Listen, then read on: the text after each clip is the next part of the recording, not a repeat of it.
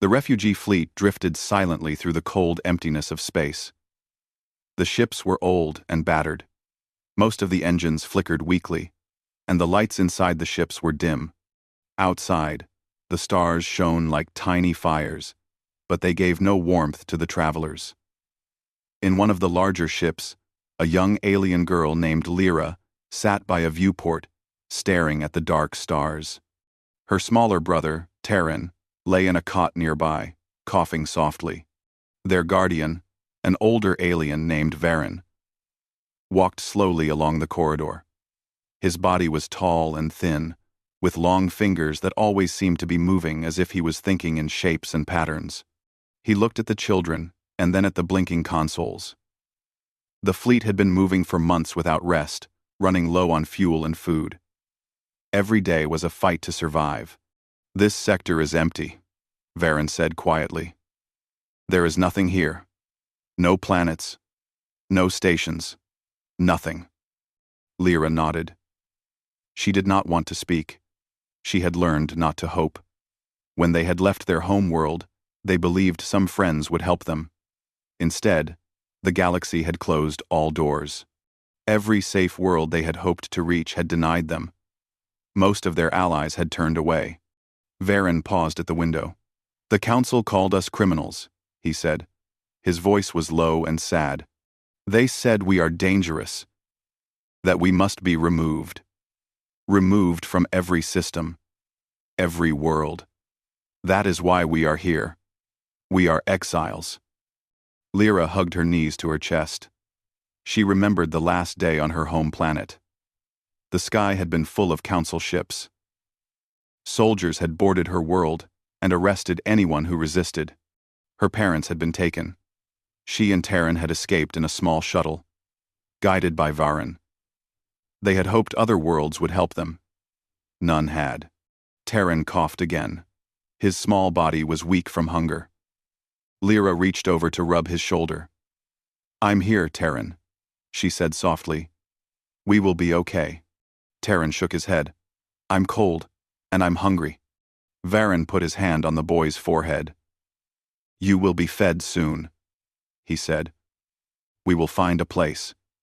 But even as he said it, he knew their options were very few.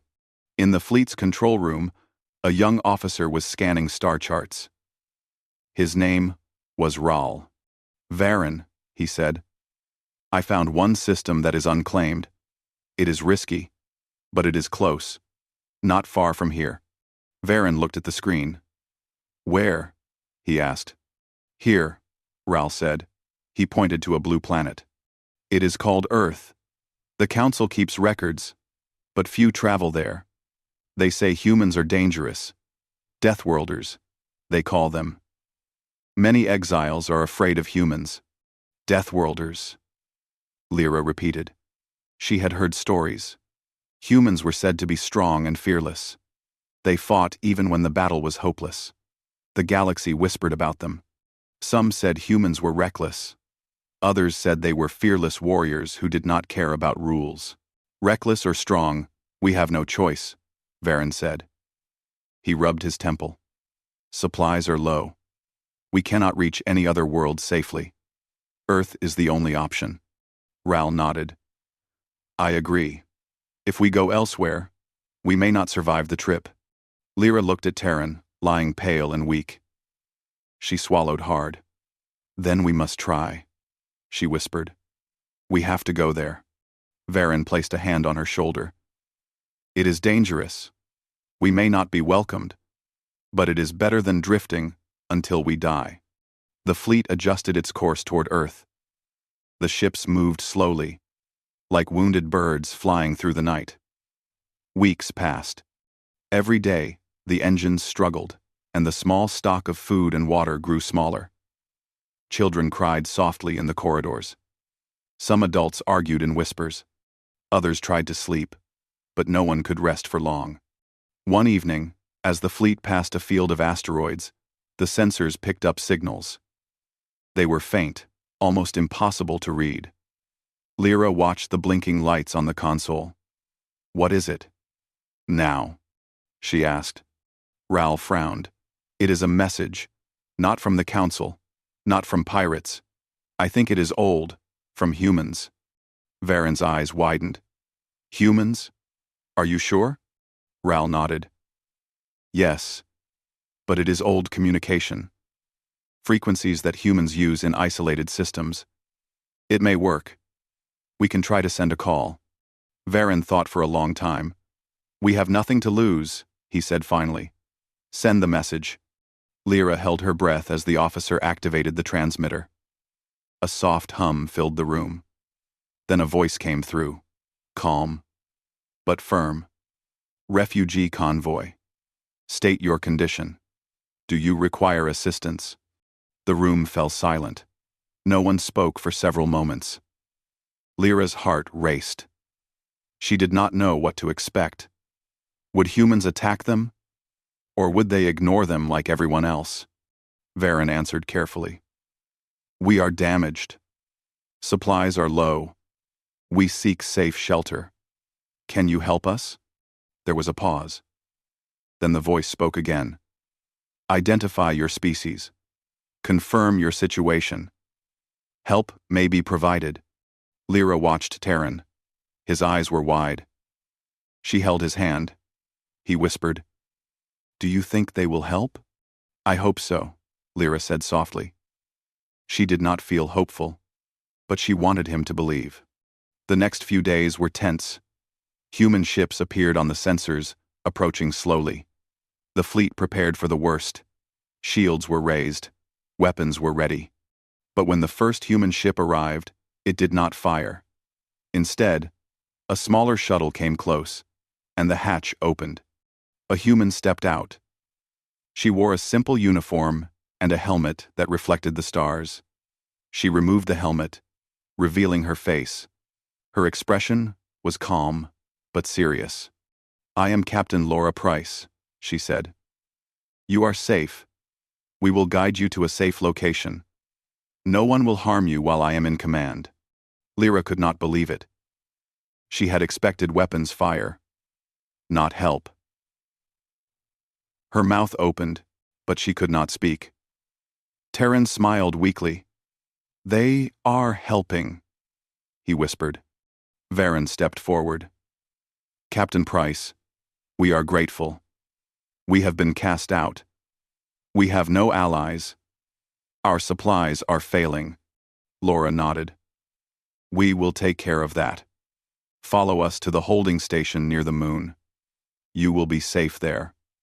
Medical teams are ready for the weak and injured. The refugee fleet followed cautiously. The human ships guided them through the solar system, past planets, past debris fields, past the glow of the sun. Lyra pressed her forehead to the viewport. The blue planet below grew larger with every moment. She could see clouds, oceans, mountains. It looked alive. It looked like hope. When the fleet reached orbit, human engineers guided the alien ships to docking bays. Medical teams moved quickly to help the weakest travelers. Lyra held Terran as they floated in the gentle artificial gravity of the human station. His breathing slowed, and his color returned. This is only the beginning, Varen said quietly. We are safe for now. But the galaxy has not forgotten us. There will be challenges. The Council will not like this. Lyra looked out the window at Earth. The clouds moved slowly. The sun shone on oceans and forests. For the first time in months, she allowed herself to hope. Maybe humans are not like the stories say, she whispered. Maybe they are something else. Maybe they can be trusted. Terran looked up at his sister. Do you think we will stay here? Lyra smiled faintly. I don't know, she said. But at least we are alive. That is the first step. And maybe, just maybe, we will find a home here, even if the rest of the galaxy turned us away. Varen placed a hand on both children's shoulders. We will learn their ways, he said. And perhaps they will learn ours. Together, we can survive. And maybe, in time, we can thrive. Outside the window, Earth rotated slowly, bright and alive. The refugee fleet floated in orbit, exhausted but alive. For the first time in their lives, they felt the stirrings of safety and hope. The galaxy had cast them out. But now, humanity had taken them in. The stars outside were still cold and silent. But for the first time, Lyra felt warmth. The refugee fleet was now safely in orbit, guided by human ships. The alien travelers were weak and exhausted. But for the first time in months, they felt a small sense of relief. Lyra and Terran were escorted to a medical bay aboard one of the human orbital stations. Doctors and nurses moved quickly, checking every body, examining every injury, and offering food and water. A young human medic named Ethan Cole knelt beside Terran's cot. "You're doing fine," he said with a smile. "Just rest. I'll make sure you get something to eat soon." Terran looked up at him, shyly, and whispered, "Are humans really that strong?" Ethan chuckled softly. "We can be. But mostly, we just keep trying. That's our secret." Thing. End quote. Thing. Lyra watched from a distance. She noticed how humans moved with confidence. Even their calm voices carried a weight that made the aliens feel small, yet somehow safe.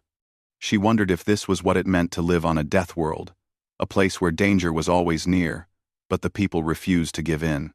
Meanwhile, on Earth, the news of the arriving refugees had spread quickly. The Council of Earth leaders met in a secure room. Walls were covered with screens, showing the approaching convoy and human patrol ships guiding them. Daniel Scott, a young diplomat, spoke first. "We can help them," he said firmly. "These are exiles. They have no home. They have been cast out by the galaxy." An older official shook his head. "Daniel, do you not see the risk? The Galactic Council will not accept this. If we shelter them, they could punish us. They may send fleets. They could block trade. They could even attack." Daniel leaned forward, eyes bright. "And if we do nothing, they die. Every world we could have gone to has turned them away. Are we really going to sit and watch children starve because we are afraid of some council?" A long silence followed. Then a woman with gray hair, head of the Defense Department, spoke. "We will need plans. We must make sure Earth is ready if they attack. But Daniel is right. Humans know what it is like to be judged unfairly. We have always fought back. Perhaps this is our chance to do it again, but for the right reason." The council voted. The decision was made. Earth would allow the refugees to enter orbit under human protection.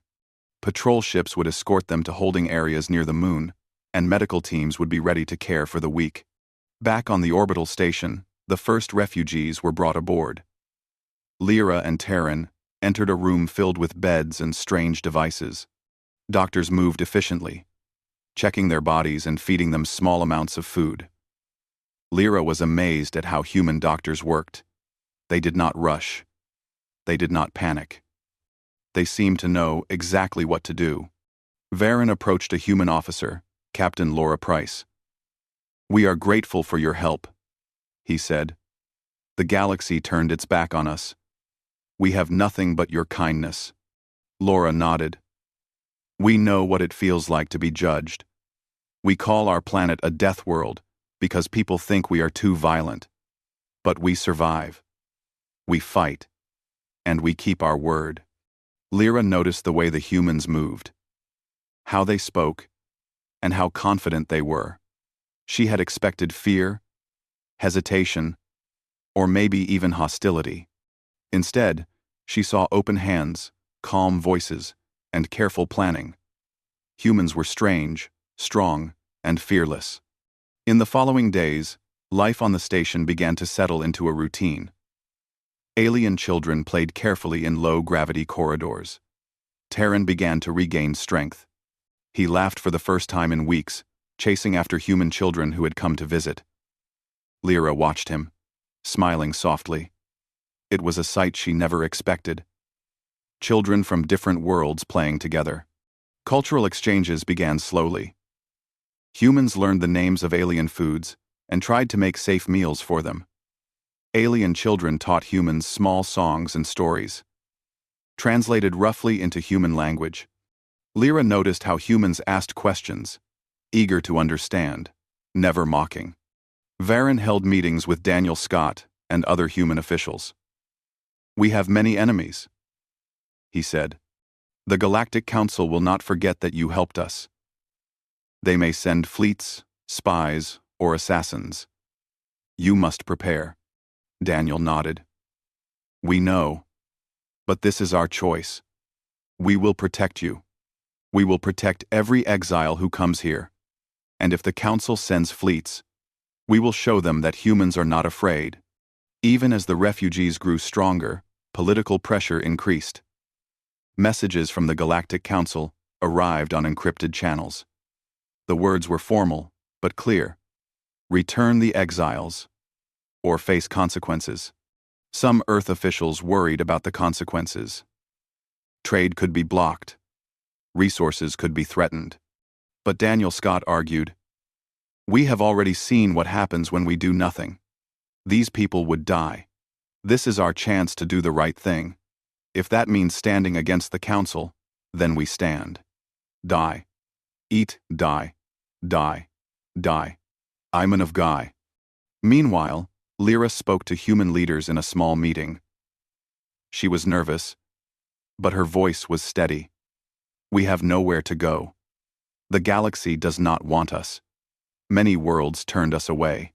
Here, for the first time, someone offered help without asking what we could give. That is why we are grateful.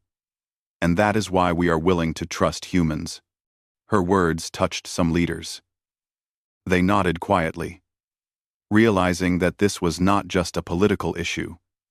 It was a moral one. Plans began for a formal, refugee sanctuary zone. Humans would create areas near the moon and in orbital stations where exiles could live safely. Earth forces would patrol these zones. Engineers worked quickly, connecting alien ships to docking stations, adding power lines, and creating walkways. Doctors prepared for illnesses that humans had never seen. The refugees slowly began to adapt to human life. Terran learned to eat human food carefully, with Ethan Cole helping him avoid meals that would upset his stomach. Lyra learned human customs and began helping other alien children communicate with humans. But even in these small moments of peace, worry remained. Many exiles wondered how long the Council would tolerate Earth's defiance. They knew that neutrality had failed for them in the past. Every new day might bring a new threat. Still, hope grew. One evening, Lyra and Laura Price stood by a viewport, looking at Earth below. The oceans glimmered, and the continent stretched wide and alive. Lyra said softly, "Maybe humans are not the dangerous people. The galaxy says they are. Maybe they can be trusted." And Laura smiled. "They are strong, yes, but they also keep their word. And today, we kept our word to you." The children's laughter echoed down the corridors. Humans and aliens alike walked through the station together, learning from one another. Refugees began to feel a sense of safety, even if temporary. Outside, satellites and sensors scanned the edge of the solar system. Unknown signals appeared, faint and distant. Someone noticed them. It was an encrypted signature, old and difficult to read. Lyra looked at Varen. "Do you think it is the Council?" she asked. Varen shook his head slowly. "I do not know. But we must be ready. The galaxy is watching. And we are no longer invisible." Daniel Scott prepared messages to sympathetic worlds. Even as humans prepared for possible threats, small celebrations occurred in the refugee quarters. Simple songs were sung, and small meals were shared. Lyra gave Laura a small crystal from her home planet. "It is all I have left," she said. Laura accepted it carefully. The refugees learned that humans fought not just with weapons, but with determination, with stubbornness, and with cleverness. They saw humans repair ships in dangerous conditions, protect the weak, and face the unknown without hesitation. Lyra began to believe that Earth could truly be a home for them, even if the galaxy would never fully accept it. At night, Lyra and Terran looked at Earth through the station's viewports. The blue planet glowed softly, alive with cities, forests, and oceans. The children were quiet. Terran whispered, "Do you think the Council will come for us?" Lyra put an arm around him. "Maybe. But for now, we are safe. And humans will protect us." Varen stood nearby, his eyes on the stars. "We have been cast out," he said. "But now we have a chance. The galaxy may have forgotten what it means to help the weak, but humans remember. And here, we may find hope. Again." The refugee fleet rested in orbit, and the humans continued their careful work. Engineers reinforced docking bays. Doctors treated the sick.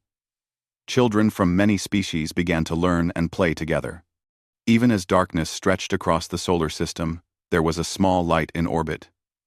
It was a light of hope, trust, and the beginning of a new life for those the galaxy had cast aside. For the first time, the exiles felt they might belong somewhere. For the first time, they felt that humans were not only strong, but worthy of their trust. And for the first time, they could begin to dream of a future where they were not just survivors, but part of a new community that might one day teach the galaxy that even the cast-out could find a home. Weeks passed since the refugee fleet arrived in Earth orbit.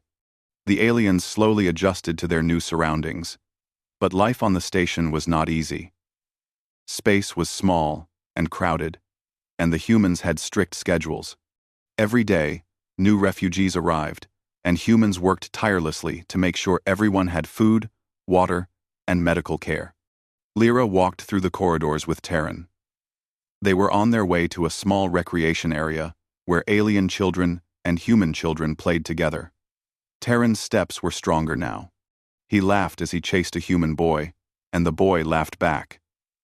Lyra smiled, happy to see him, enjoying himself.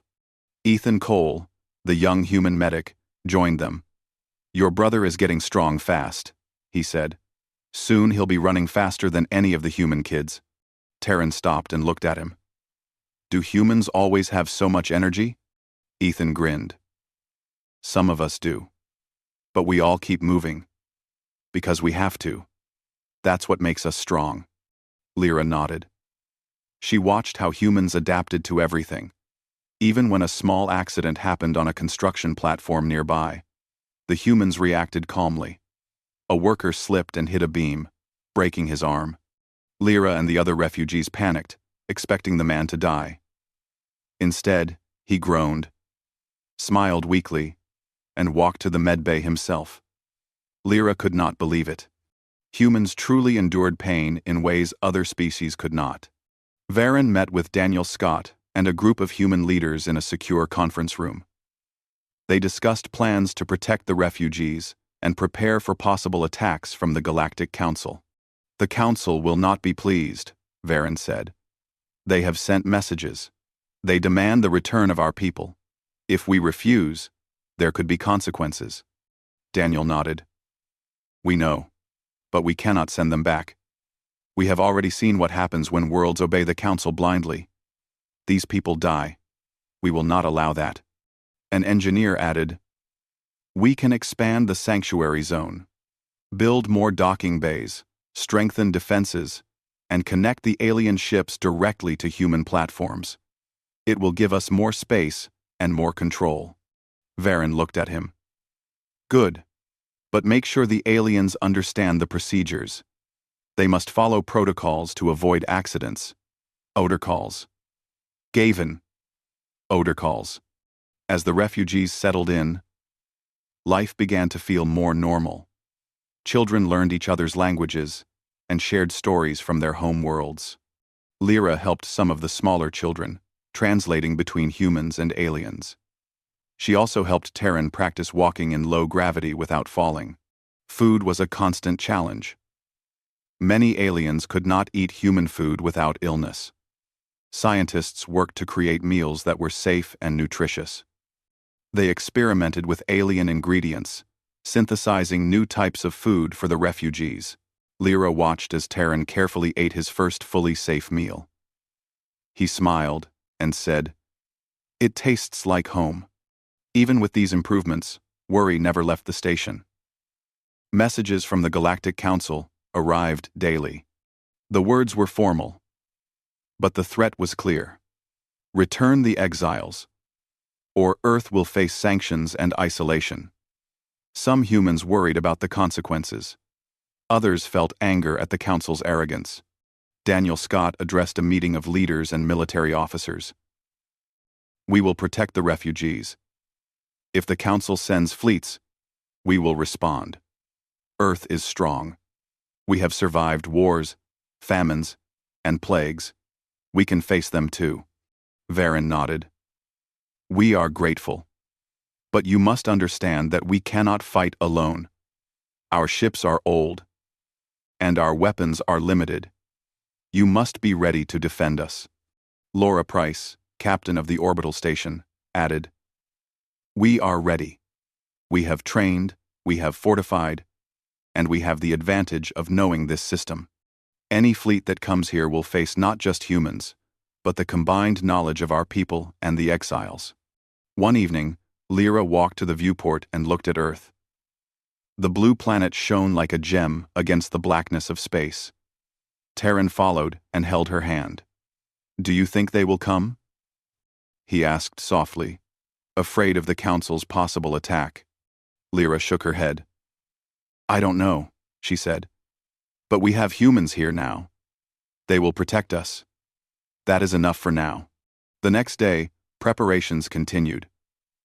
Engineers reinforced docking platforms, installed new defense systems, and trained both human and alien personnel in emergency procedures. Small patrols flew near the moon and around orbital stations, scanning for unknown ships. Refugees contributed in small ways. Lyra and other able-bodied aliens helped connect alien ships to power systems, while Varen assisted human engineers in understanding alien technology. The combined effort strengthened both the station and the trust between humans and aliens. Children, meanwhile, began to form friendships across species. Terran played in low-gravity fields with both human and alien children. Lyra observed quietly, feeling hope for the first time in a long while. The laughter of children reminded her that life could continue, even after being cast out by the galaxy. Yet even in these moments of peace, concern remained. The Council had not forgotten them. Every new day could bring danger. Humans continued to monitor the edge of the solar system for any signs of Council activity. Daniel Scott worked on sending secret messages to other worlds, asking for quiet support. "If other planets see us standing firm, some may support us secretly," he said. "We cannot fight alone forever. Allies will be needed." Meanwhile, Lyra was asked to speak in a human council meeting. She was nervous, but determined. Standing before the human leaders, she said, "We are exiles. We have been cast out by the galaxy. Every door was closed to us, but humans opened their doors. They offered help without asking what we could give. That is why we trust you." The leaders listened quietly. Her words reminded them of why they had chosen to help the exiles in the first place. Some leaders nodded, moved by her honesty. Others looked thoughtful, realizing that this was not just a political decision, but a moral one. Plans for the refugee sanctuary zone began in earnest. Engineers built more living spaces near the moon, connected docking bays, and set up medical and recreational facilities. Doctors prepared for illnesses unknown to humans. Military officers trained both human and alien personnel to work together, combining their skills for defense. Despite the preparations, life was slowly improving for the refugees. Children learned to adapt. Adults regained strength. Lyra felt a quiet sense of pride in the small community forming around her. Even Terran, once weak and sickly, was running and laughing again. One night, as the station floated silently in orbit, Lyra looked out at Earth. The planet glowed softly beneath her. Stars shimmered beyond, cold and distant. She whispered, "Maybe humans are not like the stories say. Maybe they can be trusted." Laura Price joined her by the viewport. "Humans are strange," she said. "We fight hard, endure pain, and take risks. But we keep our word. That is what matters. You are safe here, because we promised you safety."